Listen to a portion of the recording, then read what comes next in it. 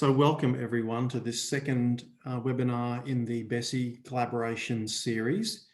We had an extremely successful first webinar a couple of weeks ago looking at research, and we're going to be looking at policy implications today.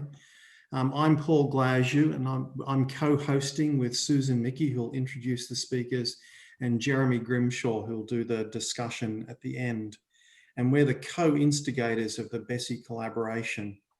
We've got two speakers today talking about the policy response in various ways, and there'll be plenty of time for discussion. So I think we'd like to leave about half the time for discussion, and I'll come back to how we do that in a little while.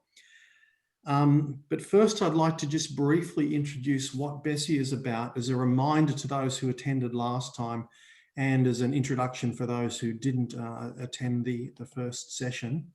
So I'm just going to try and share my screen, which is usually a technical hazard for me, but hopefully that's coming up. So you'll be aware that BESI stands for the Behavioural, Environmental, Social and Systems Interventions that we're interested in promoting research into during the pandemic. And so why BESI? This arose out of our concern that while we wait for the vaccine, our only means of controlling COVID-19 successfully at the moment is through these BESI interventions, the things we're all familiar with, such as social distancing and group sizes, ventilation, trying to be more outdoors, etc.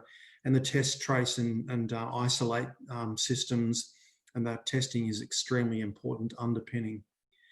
Even if we have the vaccine, and I heard Peter Doherty, our Nobel Prize winning immunologist today, say he expects that it may be 40 to 60% effective, that would still mean that we have problems with the uptake and reaching the sort of herd immunity levels that we need. And so there may be an ongoing need for changing people's behaviour and for the BESI type interventions. Despite that, the investment in these interventions has been just a tiny fraction. We keep a scorecard on the BESI collaboration website, which suggests that it's a 100-fold difference in the number of trials going on, and we suspect it's even greater if you look at the funding. So we need to bring together a coalition of researchers, decision makers, implementers, funders, etc., to try and address this imbalance, because we're going to need these interventions now and in any future pandemics. So this was kicked off by myself, Susan Mickey and Jeremy Grimshaw, but we're hoping to find like-minded people, and a lot of signing up to expand the group that is working on this. And our primary objective is to reduce viral transmission to achieve the zero COVID-19 levels using these BESI interventions that we are at the moment. But we want to maximise the effect while minimising the disruption. So that's our current primary objective, but there's a longer term objective to reduce the likely impact in future pandemics and to help build back better as well. And necessarily this has to be global. We want to help this work, foster it in any country. It's going to take multiple disciplines, and it's based on a translation of this evidence into policy and practice. So developing the work that we do alongside those disciplinary groups, but also with the relevant policymakers and stakeholders. So briefly, our overall strategy as we're conceiving it at the moment is that we need to be interacting at the top level with health organisations, national and local governments, community organisations, etc. And to develop the best designs and appropriate questions for that research, we need a multidisciplinary collaboration network. That work would then look at rapid scoping and evidence synthesis, and Jeremy's involved with a thing called COVID-END, which is trying to coordinate that process at the moment. We've got the beginnings of a priority setting process of deciding where the biggest problems are, but we need to then decide what the interventions that we might want to study are, and develop and co-design those, and possibly with piloting. We clearly can't do all of the field trials that we need to get done, some of which we heard about in the first webinar, but we would like to foster the development of those and help with the global prioritisation of that work. So that's just a very brief background. I'm going to hand over to Susan in a moment, but just before I do, in terms of questions, please type them into the Q&A as we go along.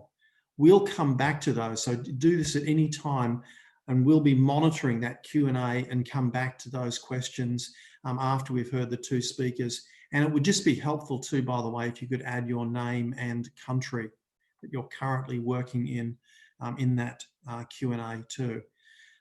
With no further ado, I will hand over to Susan to introduce our speakers for today. Thank you, Susan. Thank you, Paul. I'm delighted to introduce our first of two speakers today, Molly Byrne. Molly is Professor of Health Psychology at the National University of Ireland in Galway. And I first met Molly, seems like decades ago, and we've met in various conferences in various countries in many parts of the world, which seems like a world away now. Molly's done an amazing job of really putting health psychology on the map and using that discipline and her knowledge of her group to influence policy. So she's director of the Health Behaviour Change Research Group in Ireland, and she's currently advising the Behaviour Change subgroup of Ireland's National Public Health Emergency Team for COVID-19. Molly, welcome, and over to you. Thanks very much, Susan. So I will share my screen here.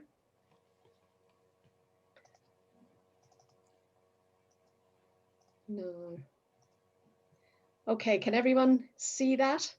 Yep. Great. Okay, so yes, thanks, Susan, and thanks to Paul and Jeremy and Susan for setting up and pushing forward on this network, which I think is really much needed and appreciated. So I'm going to tell you a little bit about how behavioural science has informed the policy response in Ireland. And of course, every Irish person thinks that everybody knows where Ireland is. In case any of you are still in the dark, this is Ireland here highlighted in red. And as Susan has hinted there, you know, in this time where we're deprived of international travel, I thought I'd sprinkle in a couple of nice photos there of the university campus in Galway and our Atlantic coastline. So I'll tell you a little bit about, first of all, how the COVID pandemic has evolved in Ireland, how behavioural scientists have been able to contribute to the policy response, highlight a couple of current critical issues and try and draw some conclusions. So this slide really summarises how COVID has evolved in Ireland, very similar to a lot of other countries. Our first case at the end of February, Ireland went into a complete lockdown of the country in early March. And the general sense was that this lockdown was effective. We had very high cases originally, but we brought these down to very low levels throughout June, July, and early August. However, subsequently, we're facing, similar to many other countries, very worrying trends in terms of growing cases. From a policy perspective, Ireland is particularly interesting because it's a country with two jurisdictions. So in the north of Ireland, which is part of the UK, there's currently maybe double the number of cases that there are, or double the number of rates that there are in the Republic of Ireland. So there are a lot of efforts at the minute to try and develop an all-island approach to our response to COVID. And there's actually a recently funded Health Research Board study looking at these policy differentials, which could potentially provide a good opportunity for a future BESI seminar. So right back at the start of the COVID-19 pandemic, a really, I think, impressive infrastructure was set up to allow different expertise to inform the national response. So at the centre of this response is the National Public Health Emergency Team, or NPHET, who are a group of public health experts who advise our government in terms of the response and the restrictions. From the outset, there were 9 advisory groups set up to inform NPHET, of which behavioural science or behavioural change was one of these groups. This group met on a weekly basis from the outset of the pandemic, had 9 members coming from psychology, health economics, communications backgrounds. And our work was fed back by the chair of our committee directly to NPHET to their weekly meetings. So I have to say, you know, this is in a way what we've always wanted to do in all our research studies, is have this type of immediate evidence-based channels to response. And it certainly for a number of months worked extremely well. So the different types of activities that we did, and I'll focus just on 3 of these. The first was weekly national representative surveys. These were nationally representative surveys of behaviour and attitudes. And this data were very, very useful in terms of allowing us to feed back and, I suppose, challenge some of the responses in the media. So, for example, what we found throughout the whole pandemic is that in general, there has been very high levels of public support for the restrictions. And certainly at times during the pandemic, public saying they think the government should go more in terms of restrictions. So that's very useful data to feed into the response. A number of members of the team conducted experimental behavioural studies. Many of these were led by Pete Lunn and his team in the Behavioural Insights Unit in the ESRI. So just an example here is an online experimental study looking at different posters and approaches to promoting social distancing, in which Pete and his team found that emphasising the threat of infecting vulnerable people or large groups were very motivating for people to adhere to social distancing recommendations. And this type of work informed a number of outputs from the Department of Health. Finally, then, we've collaborated and continue to collaborate with a number of international studies and networks. So an example of this is the iCare study led out from the Montreal Behavioural Medicine Centre. Kim Lavoie and Simon Bacon. Sorry, I've jumped ahead of myself there. This is a very large international longitudinal study. They're currently on the 5th wave. They've got very, very large samples, which will allow for very rich data to compare different policies in different countries. Recently, we used data from this study to inform the national debate about whether fines are an effective technique to encourage people to adhere to the public health restrictions. And Hannah Durand from NUI Galway wrote a really excellent blog piece, which was highly viewed, using data from the iCare study, which highlighted that fines and penalties and the threat of arrest are the least likely methods to be effective in terms of motivating people to adhere to the restrictions. So where we're at currently then, back in March, I think there was a very clear picture about what we wanted to do, what our approach was, and our aim was flattening the curve. There was a solid message there. There were high levels of buy-in. However, now in the midst of this second wave, things are more complex. I think there is a less coherent picture of where we're going. We've gone through the lockdown. We've seen that brought the numbers down. However, now we see the numbers of COVID sharply rising again. And I suppose the current government approach of this, there's a 5-level approach, feels a little bit like it's muddling along. So we'll be moving between these level 3, level 4, level 2, maybe going up to level 5, depending on how the cases go. I mean, the whole pandemic is uncertain across the board. There's no avoiding that. But I think from a behavioural science perspective, we know that people need a clear understanding and message about what they need to do and why they need to do it.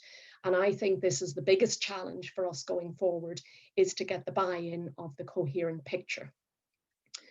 So in conclusion then, certainly as a behavioural scientist, this is a very exciting time. I mean, never have I seen the uptake and the public discourse of behavioural science research ever before. I think it's important that we maintain strength. So certainly in Ireland, there's this feeling of, there was this huge energy at the start, this very impressive evidence-based policy infrastructure set up, but that has started to wane, and it's about how to harness that energy and embed that infrastructure in a more sustainable way. And then finally, I think promoting international collaboration is critical, and I think Bessie has potentially a very important role in doing that. Thanks very much. Molly, thank you very much. We've got time for a few minutes if anybody would like to ask any questions. Are there any questions? Let me see in the Q&As. Not at the moment. Aha, I've seen one come in. Okay, Mariah Ellen, Molly had mentioned that fines do not work. I couldn't agree more. But what does work with groups of populations is clearly against following the rules and recommendations?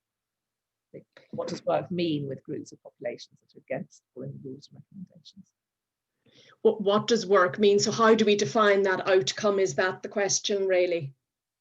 I think it is when you say fines don't work. Yeah. Well, I mean, what we're interested in doing is reducing the damage caused by COVID. From a behavioral science perspective, we're interested in behavior. So I think we need to focus on people adhering to the public health behavioral guidance and restrictions.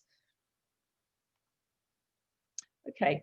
And before we move on, I just wanted to ask you one question, Molly, which was, I know from reading the papers that the scientists had recommended going to a level 5. And the government actually ended up with a level 3.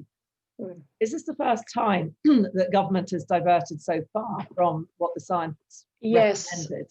Yes, Susan. I mean, that's a really good point. So this has really happened all within the last fortnight. And this really is the first time that the government have not followed the NPHET recommendations. So NPHET, the core public health advisory team, recommended that the government go to the highest level of public health restrictions. The only thing that stays open there is schools and education. Really, all other public things apart from essential services are closed down. And the government have decided not to follow that advice. My suspicion is that it's only just going to take a couple of weeks and before we probably do move to those. I think the government were keen to follow their own protocol that they had set up, in which we move between stages in a slower way and give. So the government's thing is they want to give stage 3 a chance to see, does it actually do a good job? So they want to minimize the number of restrictions, yet trying to achieve the same goals. So, yeah, it is a very interesting time, and there's certainly a feeling of that, you know, that cohesion before, it's certainly less so now. Yeah, interesting. We've had a similar situation in the UK, so we might come back to that in the general discussion. Right. But we'll move on now to our second speaker, and I'm delighted to welcome Deenan Pillay, who's Professor of Virology at University College London. And I first met Deenan back in 2009 when we were both on the government scientific advisory group in emergencies during the H1N1 pandemic. So we didn't see much of each other for many years, but delighted that we've reconnected over another pandemic. And we both work on are members of Independent SAGE, which Deenan will tell you about shortly. But Deenan's work focuses on clinical population and laboratory-based studies to limit spread of HIV. And he spent many years running a large research centre in Africa devoted to that topic. Deenan, welcome. Thank you very much, and to the invitation. I'll just share my screen.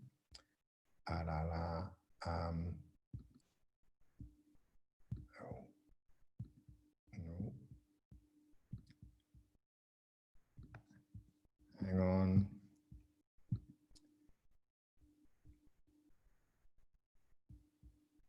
Here we go.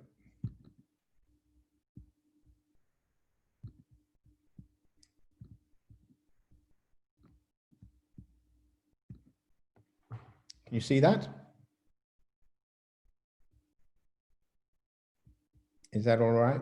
Yes, that's good, Deenan. Fantastic. Okay, sorry, I don't have such nice graphics as Molly, but yeah. So and I'm as Susan says, I'm a virologist, which is a sort of pretty geeky subject, to be honest.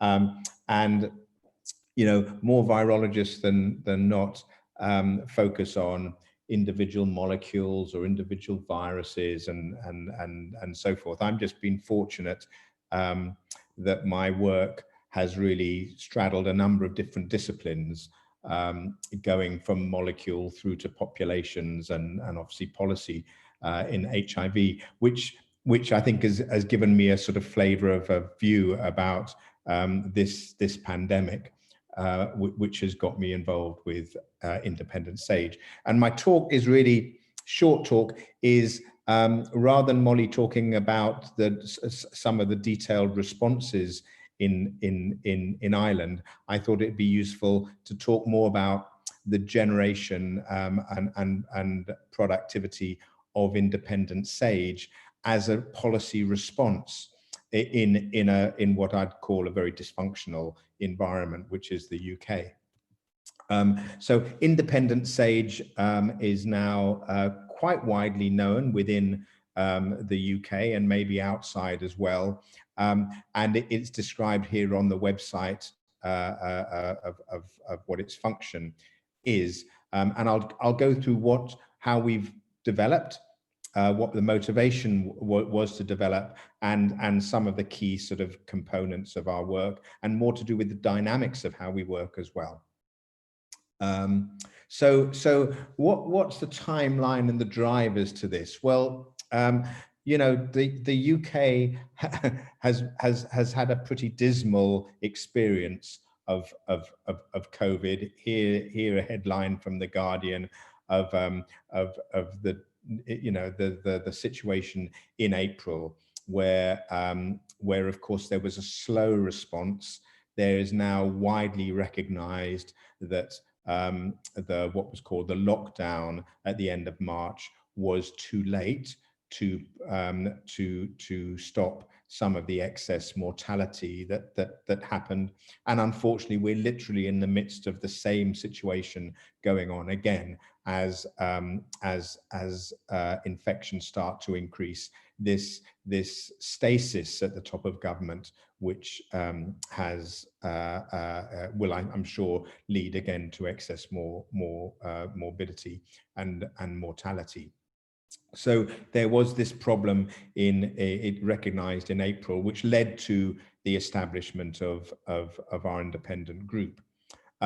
Here's the New York Times from April, talking about this secretive group guiding the UK on coronavirus, and that was the Scientific Advisory Group for Emergencies that Susan has talked about, which was is a group that is established in response to emergencies. It is, as Susan said, we were both on the H1N1 group back in 2009, but you know, and the aim here is to have a group of scientists. Traditionally, it's led by the chief science advisor to the government and feeds directly into COBRA, which is the cabinet meeting chaired usually by the Prime Minister, that then decides on action.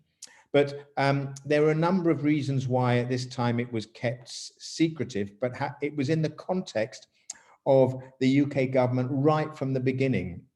This is from late January through February and onwards, of using the terminology, "we are following the science." So this was almost, at the time, you know, something very refreshing that the Prime Minister and all other senior government ministers were talking about. We're following the science, and the science was in effect being created by this group SAGE, which is the secretive group guiding the UK. But increasingly, there was disquiet about the fact that membership of SAGE was not being made public. And compared to the time that I was on SAGE previously, where it was all above board and scientists were there, were able to speak their mind, even those working for the Public Health Agencies, agency in the UK at the time, were able to speak their mind, and that was recognized. And the only attendees from government within that group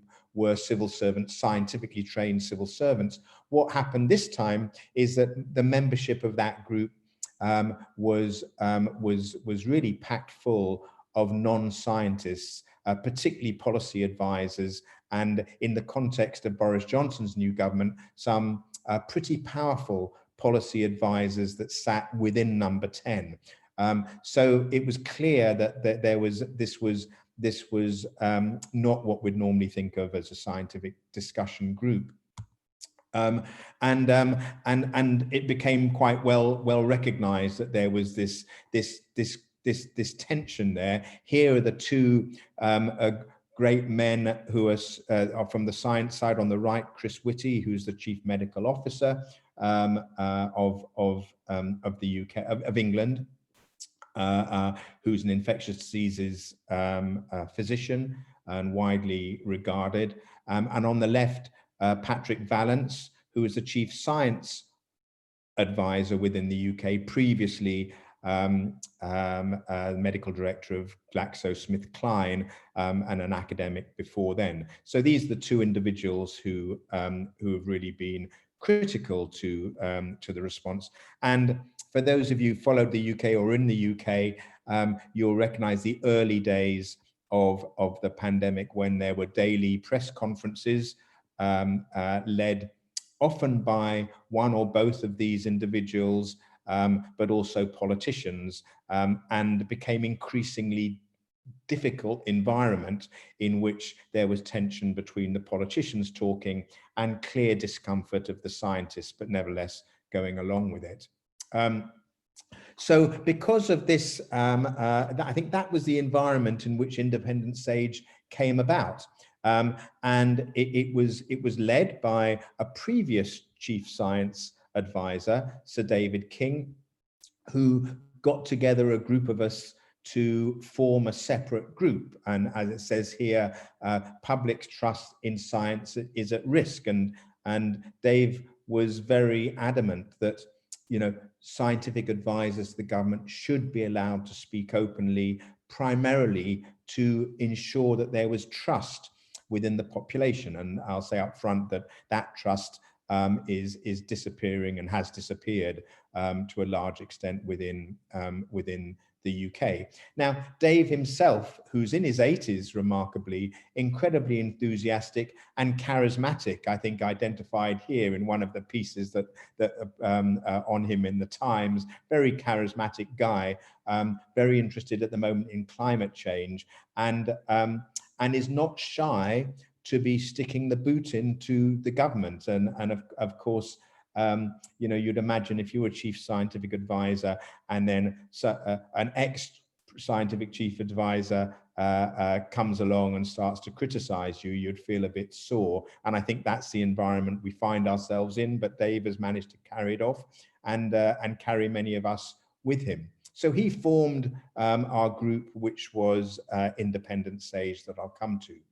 But I think the critical thing about our impact, and I say this, and I don't hesitate about this, the critical component of why Independent Sage has managed to develop the profile it has been its engagement immediately with the press, with almost like activism, public activism. And a critical component of that is its link with a group called the Citizens, which are a group that really are in effect advocate journalists. And the key person is some of you will know Carol Cadwallader, who is a prize-winning journalist who uncovered the Cambridge Analytica involvement in electioneering around the Brexit elections in the UK, Russian links and so forth, and has been individually as well as on behalf of Citizens a key sort of advocate of Independent Sage. So she brings along all of those engagement with press, but also with other legal and other disciplines around the UK. But we've also been joined by a PR agency, and it so happens that Zach here, as part of that PR agency, is Dave King's son, which helps things. But that PR agency is able to also get us directly linked to the press, directly linked to public engagement between Carol and Zach, and both of them sit on our executive committee in that capacity. And I don't think we would have achieved anything we had without that. And it's important in terms of thinking about science activism. So just finishing off. So what is the membership of Independent Sage? Remember that Dave invited us all to join in April, I think it was.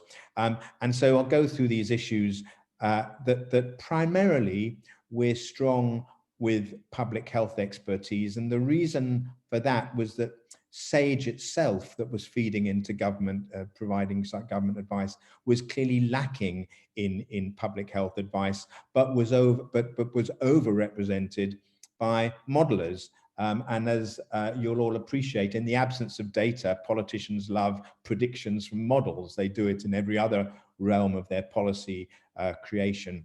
And of course, the UK is particularly strong in infectious disease modeling. And so it was the modelers who were in the ascendancy, who were on the press, in the press, being quoted and so forth. But we focused on that. Just one moment. Sorry about this. Sorry, problem about working at home.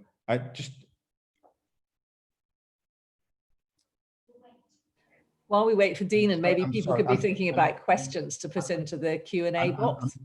I'm sorry about that. The BBC are coming to film me, and I'm in the house alone. One of the problems of being so what we then got public health strength. We also, of course, brought in other groups, and Susan, whilst Susan was on the group, she also enabled us to bring a behavioural subgroup together, together with then academics and the third sector, some of whom are on SAGE. It was an ad hoc selection of individuals, to be honest, and rather than any formal process. And some of the characteristics are, of course, this group are opinionated. They are very they want to speak their mind. They want to speak outside of their disciplines, which is really important. They're also left-leaning. I think that's an inevitability about some of what we're doing. And there's also been some focus on the devolved nations, which in the complexity of the UK is complicated, but we have got representation of individuals who, for instance, have advised in Ireland, and as well as Northern Ireland and Scotland. I just say at the end that one of the key issues is that we're trying to fill the gap between evidence and practice. What others amongst the audience would call implementation science or praxis or whatever it is, but that is one of the, what I think what has happened in the UK is this major division now between scientific advice and implementation. And implementation has become a highly politically charged process, particularly with some of the advisors to Boris Johnson, and which has meant that scientists are unable to actually engage with how their recommendations should be implemented. And as you all recognize, is the way in which science is implemented is in fact also part of the solution. So that is what we've done. Of course, we have working tension amongst the group. We have, as all academics, they all have egos, and we've had to deal with that along the way. And just to finish, last couple of slides. So we produce, the way we work, we produce documents for consultation with our links to the press. We have the ability to speak directly to press and the public. We have consultations and then develop our documents accordingly. We have produced a whole range of documents, including in which is broad strategy, find, test, trace, isolate, support schools, universities, focus on inequality. The term that I don't particularly like, but BAME, dealing with issues specific for ethnicity, which of course is associated with both inequality, poverty, but also high risk. We have weekly press conferences. Since the end of the government press conferences, we've started to do we've started our own weekly press conferences. We have very, very competent data analysts and mathematicians who are able to provide interpretations of government data. We have weekly membership meetings as well for all our core members. We've developed an executive committee, an ad hoc executive committee that has to keep a control of things occasionally. And of course, all of this is done without any remuneration. And we are in the process of attempting to formalize this. And is finally, what is our impact? Well, I think as soon as we formed, then government had to identify who was sitting on stage. There's transparency, but also there've been some specific policy shifts in association with our reports, particularly in the early days around schools. And then at the bottom is some of the metrics that, because we have got strong press engagement, we're able to capture all of this sort of media impact. So I'll finish there, and hopefully there'll be good discussion. Thank you for your attention. Thank you, Dean. And we have 20 minutes left, so I will hand over now to Jeremy Grimshaw, who will compare or whatever the discussion. Thank you, Susan. Thank you so much to Dean and Molly for great presentations with very different sort of experiences of how social science and Betty type thinking can inform policy and societal debate in two different countries that are, of course, very close together. So we're going to try something new this time. What we're trying to do is sort of people who've asked questions in the chat box, we're going to ask you to, or in the question and answer box, we're going to unmute you and ask you to actually ask your question aloud to the speakers. And so the first person we're going to try this on, because I know she will appreciate being a guinea pig, is Marika Shomerus. So Marika, Lucas should be unmuting you, and any moment now you should be able to ask your question to Molly and Dean in person. Thanks so much. This is very unexpected. I had to plug my microphone in here in a second. Thank you very much for the really fantastic presentation. And as someone who lives in the UK, Dean, and I particularly appreciated your history of kind of the corrosive aspects of the pandemic on the political sphere.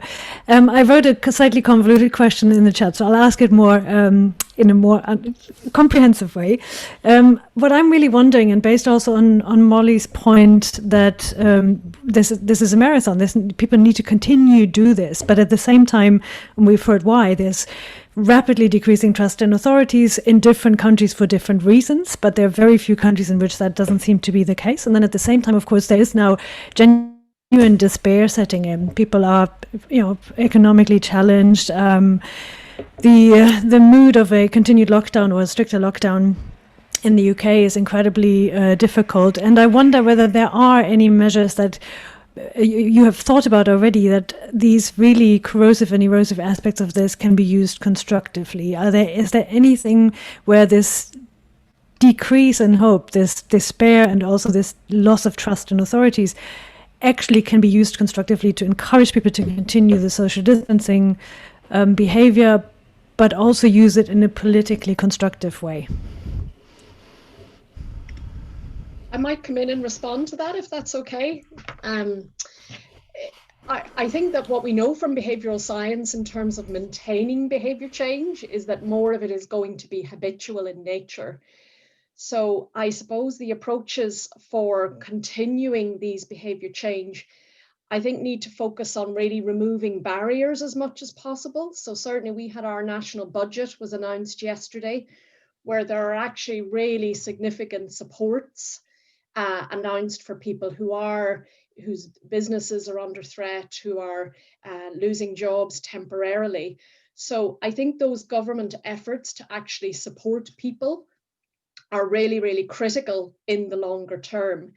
What we found from the data in Ireland is that people really do actually want to adhere to public health guidance. People want COVID to go away. They don't want to do the wrong thing. But as things get messier, people weigh up the benefits and losses. So I think if you can reduce people's losses, that's a really important strategy for longer term maintenance. Could I just come in, Jeremy, to add to that, to say that I absolutely agree with that. And in the UK, one of the really problematic problems of adherence, which actually isn't getting any worse, it's always been a problem, is people self-isolating or quarantining when either they have symptoms or they have been contacted. Less than 20% of the population. But our research shows that the reasons for that is that people have to leave the house for caring duties, in order to go to work, in order to go out and get provisions. So that's an example where people really aren't being supported and enabled to adhere. And I think when people aren't being supported and looked after sufficiently, and also often being blamed, then that does reduce trust and demoralization. So I think the style of leadership, as well as the practical material support, is absolutely key to this question. Right. Tina, do you want to say anything to us before we move on? Just a couple of very quick things. At a broader sense, I think just in terms of the broader political environment, the way I characterize it, it's no accident that some of the biggest pandemic, mortality rates have been in those countries where there is populist leadership, US, Brazil, India, Russia, and of course in Europe, the UK. And that says something about the dynamic there, that we need to create an ability to, even in the context of that, within civil society, have a level of trust and support for individuals. And I do think that's a political activity, as Susan and Molly has said. It's about, for instance, really pushing very hard to actually financially support people, to support their behavioral change. But it is amazing how even in the UK, there's been a strong adherence to these measures, which again, I've learned from Susan and behavioral colleagues that this idea of fatigue is maybe a bit mythical. And if you've got the right message, people will adhere to that. It feels as though we have potentially policy fatigue as opposed to individual fatigue with a lot of these issues. So what I was very interesting about that is I think quite often when we think about how do we reach out to these disaffected groups, we often think about all the ways of directly targeting them, whereas I think both Molly and Susan are highlighting sort of basically the complexity, but the opportunity by enabling and facilitating people, we'll often engage those groups who actually behave in the right way, in the socially desirable way. We're going to move on to the next speaker, and next question I'm going to give to Terry Kemple. Terry, could you just sort of say where you're from when you did put it in your question, but just where you're from? And I'm Terry Kemple. I'm a GP. I was past president of the Royal College of GPs, and I'm currently working for the NHS COVID 111 service, which is a telephone answering service in the UK. I've been active in research in the past. So I just wanted to say before I said that I am on day 14 of self-isolation, okay? And I can completely understand why people can't adhere to impossible rules. 14 days is too long.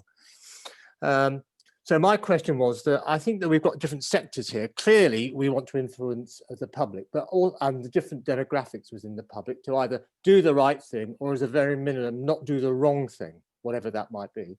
But we also, and more importantly, have to influence the politicians and the decision makers. And that's a very different task, to try to get them to do the right thing or not to avoid doing the wrong thing, because we're clearly seeing that happen at the moment. Lots of politicians clearly doing the wrong thing when we all know that it's going to end in disaster. So really, my question is, how do we target the politicians to have better influence upon them? I've heard what you said about independent SAGE. But really, I can't actually, as a resident in the UK, actually having much influence so far on the politicians' decision making. Dina, maybe we could start with you then on that one. Well, that's a great challenge. Thank you, and I fully appreciate that the question, and didn't want to overblow our impact too much. I do think in the same way that SAGE has had difficulty over time with its advice being taken on by government, and that is now exemplified literally this week, these few days, where it's become clear that, you know, SAGE was asking for a policy, or documents coming out of SAGE with SAGE support were asking for a much more rigorous social distancing clampdown in the UK compared to the decisions that have been taken. And of course, those decisions are taken for a whole range of other reasons. Clearly, they're not following the science, and politicians make decisions for economic reasons, for internal party political reasons, etc., etc.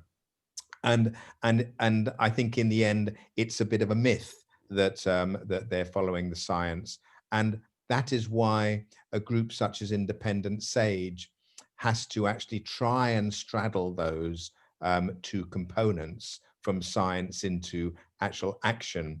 But in the end, that becomes a political, we've got to accept that's a political decision, and it's politics that's going to determine how politicians respond. And so in summary, I just say that what this has made me think is that as scientists, we still have a responsibility to engage and get stuck in to some of that political domain that previously we would have thought we should not. Okay, Molly? Yeah, I mean, I know this isn't helpful, but I suppose it's about choosing your politicians. You know, certainly the story in Ireland, you know, up until August, our Taoiseach was Leo Varadkar, who's actually medically trained. And I mean, his popularity ratings increased threefold in terms of how he managed the pandemic. So our head of our chief medical officer and Leo Varadkar for many months were very well regarded, managed to provide a very cohesive leadership to the country. Certainly in Ireland, while I think we're not at that place anymore, I still think there is really high regard for Neffet, our chief medical officer, and maybe is there an element of selecting, you know, particular politicians who might be more open to the evidence-based approach or following the science. So maybe trying to focus or target particular politicians who may be more constructive. I don't know if that's helpful, but I think various people in countries who have politicians that aren't being constructive are sort of doing a bit of a faceplant at the moment, Molly. Jeremy, could I just add very quickly?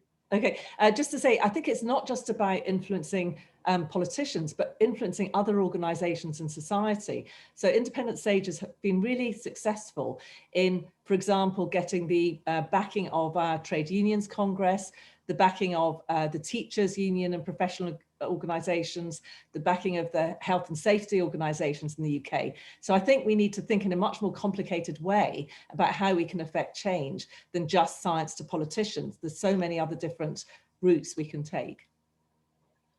Yeah, so I just one comment before we move on. One of my colleagues, John Lavis, who does a lot of work around evidence-informed policymaking, would strongly argue that evidence, scientific evidence, is only one input into the policy decision-making process. And the way that politicians are held to account is at the ballot box. But I think that actually makes, you know, public discourse and public availability of the scientific evidence really important.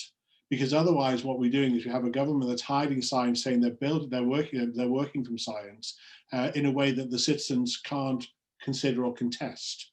Whereas I think one of the benefits of trying to make the scientific evidence available, it will allow the citizens to think about, is this government representing our values and views about what should be done at this point in time based on the scientific evidence and a whole range of other considerations. So I think we need to sort of recognise that, but I think that's one of the things that, you know, potentially sort of, or one of the things that I think Independent SAGE is doing well in the UK, where otherwise that scientific advice is not being made available. I was going to go to Stephen Lomas next. I'm not sure I got your second name quite right. And he actually posted two things in the chat box. So you can decide which of your questions you want to, or comments you want to make, Stephen. You're on mute at the moment, but I think you should be able to unmute yourself, or Lucas is going to do that.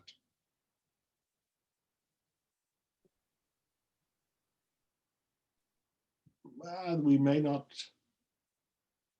Lucas, can you do anything to help? If not, we'll kind of we'll move on.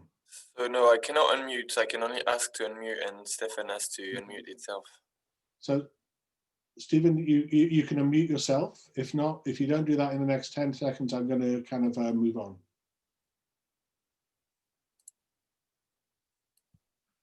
Okay. So just moving on. Maybe what we could do is for the actually we're coming up to time. I'd like to ask one question for both to both Dina and Molly.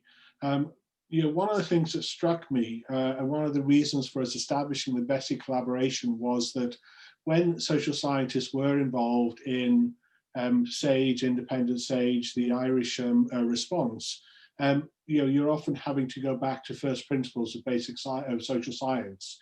And compared to other areas such as well, the clinical domain or the public health domain, there really wasn't, you know, there didn't seem to be a lot of new information being generated. And I think one of the most remarkable things is that actually the advice that was provided and acted upon did lead to flattening of the curve. But it felt like there's a missed opportunity to think about how do we actually build on those principles and develop a COVID-specific knowledge base about how to address these issues, which might have helped us with the second wave. So, you know, what, from your perspectives in terms of your kind of two roles, what BESI research evidence is missing? What should be the priorities for really trying to make sure that as we move into, God forbid, the third and fourth waves, we are better equipped? Maybe Molly first and then Dina. Yeah, I mean, this point, Jeremy, I suppose about behavioral science principles, I would really say that these seem maybe like common sense, but actually it's incredible how many discussions you can be in that actually are not informed by these principles. So I suppose at the outset, I would say there's a huge value in harnessing all of that evidence from behavioral science that we have that can be applied to COVID and doesn't need to be retested. We know it.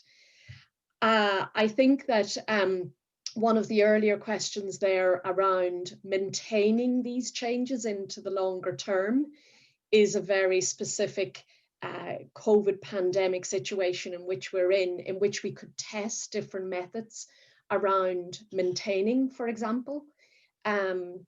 So that's one area that might be useful for future research to focus on. Okay, and what I mean, how would you do that? What would be the way to, you know, what type of studies need to be done to do that? Yeah, I mean, I watched the last webinar, you know, where the guy from Norway was talking about the trials that he had been, you know, involved in, and the one about the schools, and the challenges associated with running those kinds of national trials just seem absolutely giant. But I don't know, to be honest. I mean, there are a number of research studies currently funded by the Health Research Board in Ireland, which are more observational and experimental, looking, for example, at comparing different types of materials and communication strategies in looking at social distancing, for example. So I think there is room for some of that type of experimental work.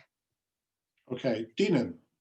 Yeah, thanks. Just to sort of complement what Molly has said, an observation about the COVID response in the media and in the public, I think is driven a lot by, here is something that literally everyone in society is impacted on, including those experts that are usually divorced from you know. So however much you protect yourself by money and all the other ways that we usually protect ourselves from nasty stuff, everyone is involved. So that's the first thing. The audience is a different audience, I think, to usual when reflecting scientific evidence in the press. The other thing, which I think has been a big gap, which I'm sure is close to all of your hearts, is how few people are really able to speak across disciplines in science and speak in a way to reflect that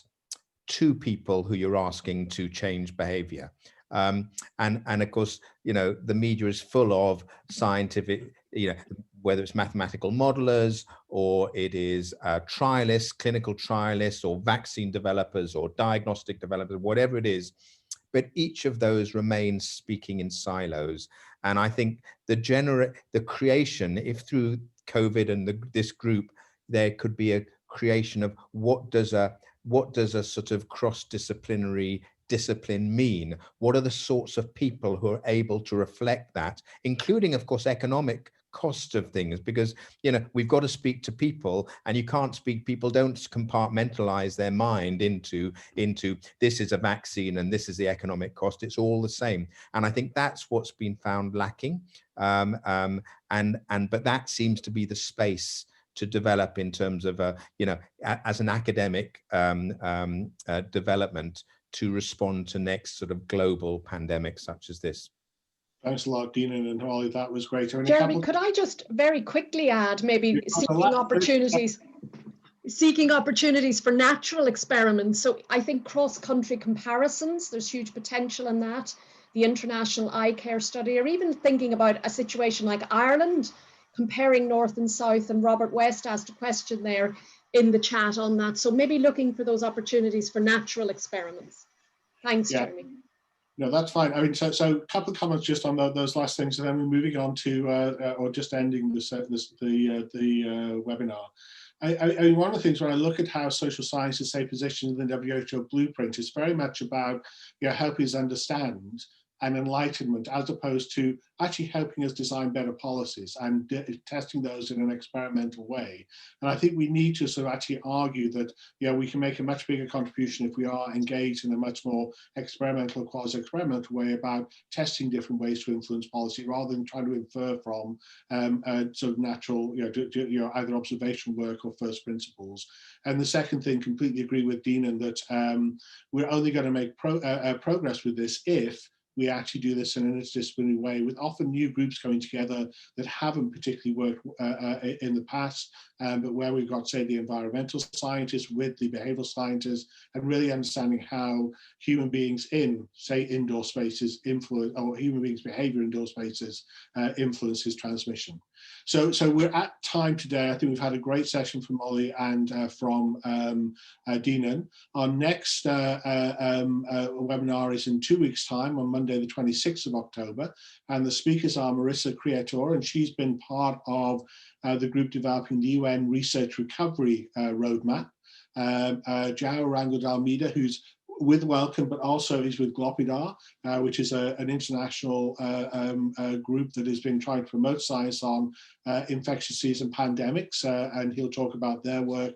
And finally, Michael Head from the University of Southampton, who will talk about the current funding environment for COVID research in the future. We've also on the screen got the next webinars organised through till the end of the year. So please put those in your diary. And I'd just like to once again thank everyone for their attendance today, Molly and Deanan for their great presentations and discussion. Sorry we didn't get to all of the questions, but we'll take those on board and think about implications for future webinars. So thank you very much, and have a great rest of your day. Great. Thanks, Jeremy. Bye, everyone. Bye all. Thanks. Bye.